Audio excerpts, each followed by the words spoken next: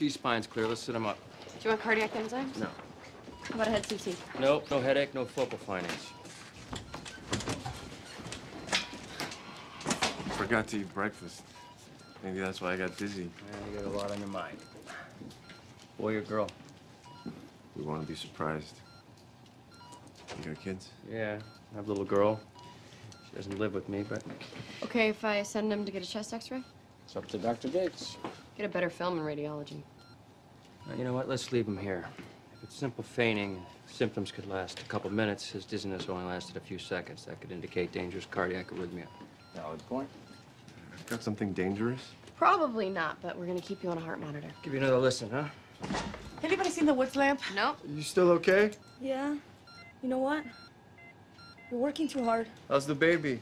Okay. They did an ultrasound? Yeah, they did. We'll let you guys chat in a minute, okay? Come on, lie down, relax. I don't feel so good.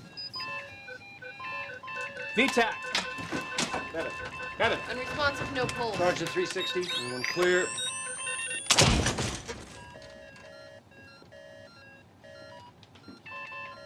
Okay. Back in sinus. He's a healthy 22-year-old. Well, so, Dr. Schreiber, it's good they took your recommendation and put him on the monitor. Yeah. And during this episode, we got the ECG that shows what was going on. So let's see here. Do you want to interpret this ECG for us?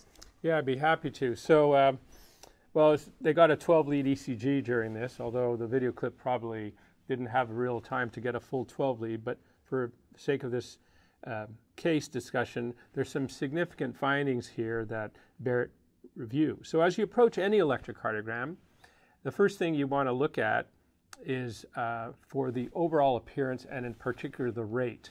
And what you see here is obviously a wide complex tachycardia. And what I mean by wide complex is the QRS complexes are wide. Mm-hmm. So in other words, they're wider than 3 small boxes or 120 milliseconds. Each small box is 40 milliseconds. Yeah, they're pretty wide there. Yeah, so it's a wide complex tachycardia. And the rate here, again, using that 300-150 rule, is a little faster than 150. It looks at 160.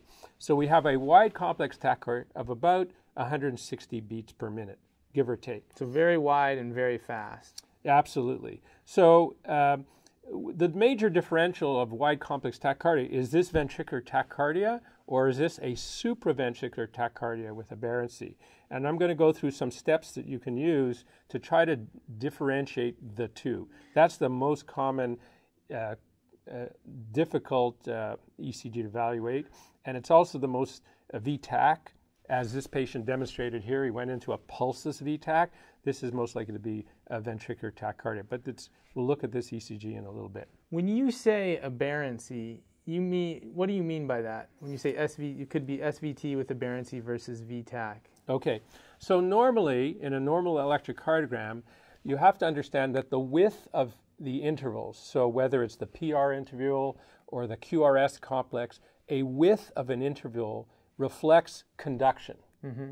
And the reason why the QRS is narrow and the upper limit of normal is 3 small boxes, 120 milliseconds, is because the atrial beat, the P wave, after being conducted through the AV node, is then conducted down the specialized pathways of the His-Purkinje system. And these are fast conducting pathways, and that's why the QRS is normally narrow. A PVC, for example, which arises from outside the His-Purkinje system, is by definition wide because it's not being conducted through the ventricle through those His-Purkinje fibers, and therefore the QRS interval is wide. So it's not using that superhighway, the fast system. Right. Okay. So when do we see a wide complex? We see it most commonly in bundle branch blocks. Right. And so there's a bundle branch block, either right bundle or left bundle, in the His-Purkinje system, which means that part of the pathway for the P wave being conducted to and activating the ventricle is being conducted outside the His-Purkinje system, and that accounts for the widening of the interval. If the AV node has a problem, we have prolongation of the PR interval, and that leads to your degree of first degree block, for example.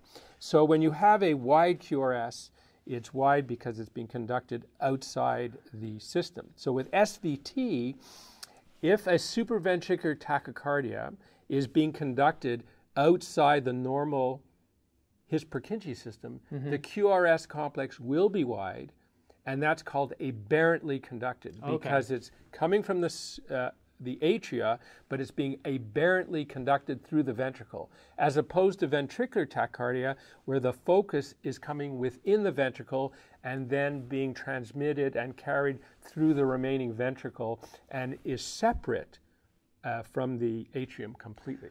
Okay, yeah. So the SVT is like some kind of supraventricular atrial rhythm, like atrial flutter, atrial fibrillation, or then you have a ventricular-based rhythm, which would be like the ventricular tachycardia you spoke of. And if you have the SVT, the supraventricular rhythm, and it's not being conducted normally, it can look wide as well. So can you, when you look at an ECG like this, can you tell the difference between those two? Because you made it sound like it might be pretty difficult. It can be pretty difficult, and so I'm going to go through a couple steps to help differentiate, because ventricular tachycardia, especially as in the video clip showed, a pulseless ventricular tachycardia is life-threatening and is treated somewhat differently perhaps than a supraventricular rhythm. So the first thing to go through, as I said, we talk about the rate. And generally ventricular tachycardia is in a rate between 160 and 200.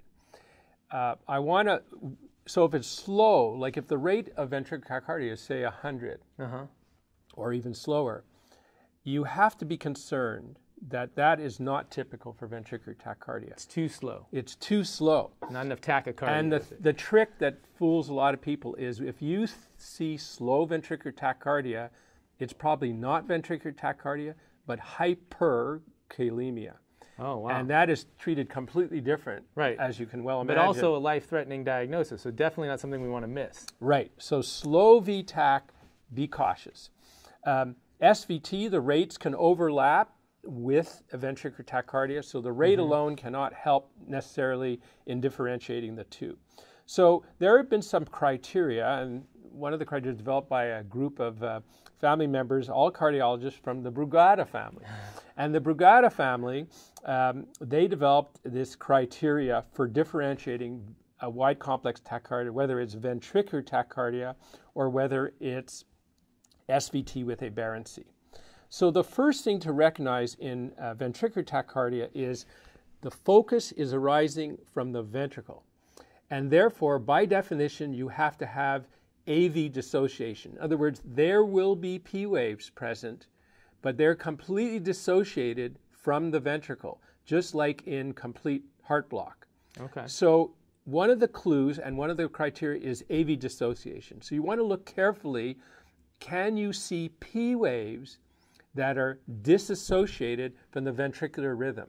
Because in an SVT, there will be a one-to-one association in general between the QRS complex and the P wave. So the QRS, there should, every P wave, there should be one QRS following it. While in ventricular tachycardia, that's not the case. So so the atria is doing what it is normally doing or doing something, and so there's P waves being formed by that atrial depolarization at some rate, and then the ventricle's doing its own thing, and so it's forming its own QRS complexes at its own rate. So they're not going to have the same rate. But in an ECG like this, it can be tough, huh? Yeah, you look at it and say, oh my God. So where would you think you might see the P waves the best? And I generally look at lead V1. And let's look carefully at V1. So here in lead V1, you see a QRS, QRS, QRS going along, and then you see P waves. There's a P wave there. There's a P wave here. There's another one buried there. If you look carefully at the morphology of the QRS complex, you see just before there's different P waves, and those P waves are going at a different rate. Here, there might be one buried here. There's one here. It's going at a different and slower rate than the QRS complex. Right, so they're not the same distance between that P wave and that QRS each time. One time it's like looks like it's buried in there, and the next time it's right before it. Because they're completely dissociated. Okay. They're just going at two completely different rates, and at one time they may overlap. So there is AV dissociation. And if you see AV dissociation, that is one of the criteria for the Brugada criteria. Okay. And that would be in favor of ventricular tachycardia. The other thing is the concept of fusion beat. And I want to point to you to this beat and this beat.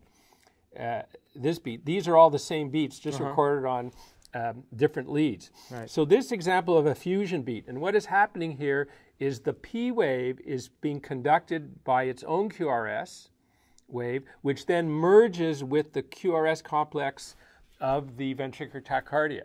So it forms like fusing together. a fusion, and that's why it's called a fusion beat.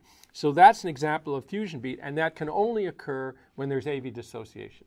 Right, because So- part of it's coming through our normal pathway, and part of it's coming from the other pathway, and then they're merging. So They we merge got, like, together, and merging you get a onto bizarre superhighway. complex. This is Okay. not a PVC in the setting of ventricular tachycardia. This is a fusion beat. And that's why that one looks, because if you look across this rhythm strip here that's lead 2, that one looks pretty different than the other one. So we're going to look for a beat that looks different than the typical Right, one. and Okay. that'd be a fusion beat. And again, here you can see the P waves marching out here, here, here, here at its own rate, somewhat slower than the ventricular tachycardia. So that's AV dissociation. All right. The next thing is the concept of what they call concordance. And the QRS complex is made up of 3 components, the Q wave, the R wave, and the S wave. So if the waves are all positive, in other words, there's only an R wave in all the leads, or it's all negative, in which case there's only a QS complex, that is consistent with ventricular tachycardia. But here, for example, in this lead, there is both an R wave and an S wave. Right. Same thing here. So there is no concordance here. So there's some above the baseline, some below the baseline. It's not all either above or all either below. Right. Okay. If you had concordance, that would be consistent with ventricular tachycardia. So in this case, because there is no concordance, then that criteria is not met in this case. Okay. We still have the AV dissociation, but we don't meet the concordance criteria. So these criteria, these ones are disagreeing, right? So we have some disagreement here. So they're not a perfect set of criteria. That's probably why it's still difficult, Right. even with these Brugada cardiology family of geniuses giving That's us right. some recommendations. So it's not quite a point scale, but there's a criteria and a thing to follow through. The best way to look at this is do a quick online search or any cardiology emergency medicine text, and they have it listed there. Okay. But basically, that's the concordance criteria. And the 2 other criteria, there's 4 that make up the Brugada criteria. So the next one is called the RS criteria. And what you do is you measure the width from the beginning of an R wave, that's the R wave, till the very nadir, the bottom most negative point of the S wave. Okay. And you measure that interval. It's called the RS interval.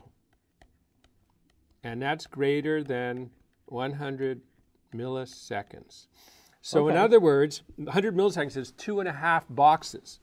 So if you measure it from there to there, it looks like from here, the start of the R wave, to the bottom of the S wave here, it looks like it's more than 3, maybe even 4 boxes. So it's a lot more than 2.5 small boxes, Right. 100 milliseconds. So Okay. that criteria is met here, and that favors VTAC. Another one that favors VTAC. Right. And then the final morphology has to do with the shape of the QRS complex, whether Okay. it's like a bundle branch block pattern, a right bundle branch block pattern, which would be in V1, or in V6. And there's different criteria. I'm not going to belabor it here because it gets kind of confusing because there's Yeah. so many variations. But suffice it to say, with the presence of AV dissociation with P waves that are dissociated from the QRS complexes, fusion beats, and this RS interval, this is ventricular tachycardia. Okay. So good. Well, that's really helpful. That's a lot of criteria, but at the same time, it sounds like it's a very important thing to learn because we're going to try to be differentiating this to some degree.